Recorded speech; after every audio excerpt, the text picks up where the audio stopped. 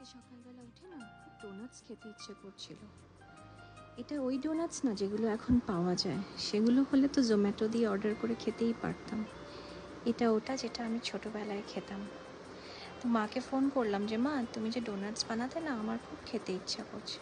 আচ্ছা, এই ডোনাটসটা মাঝে মাঝে পাপাও বানিয়ে খাইয়েছে আমাকে। তো মার একই কথা, চলে আয় বিকেলে, আমি বানিয়ে খাওয়াচ্ছি। কিন্তু কি বলতো, আমার না এখন সোম থেকে শুক্র বিকেলে একদম বার হওয়া হয় না, কারণ আমাকে মেয়েকে নিয়ে টিউশনে যেতে লাগে, ওর ক্লাসেস থাকে দুটো দুটো। তো মাকে বললাম, মা যাওয়া তো হবে না, জানোই ক্লাস আছে, একবার বলো দেখি কি করে বানাতে তুমি। তো মা সব মাপগুলো দিয়ে আমাকে জানিয়ে দিল। ফোনটা রেখে ভাবলাম একবার ট্রাই তো করি। বাস, সব কিছু ছিল বাড়িতে, বানিয়ে ফেললাম। আর এই দেখো, তৈরি হয়ে গেল ডোনাটস। কিছুটা মার জন্য প্যাক করলাম, ভাবলাম মাকে পাঠিয়ে দিই পোর্টার করে।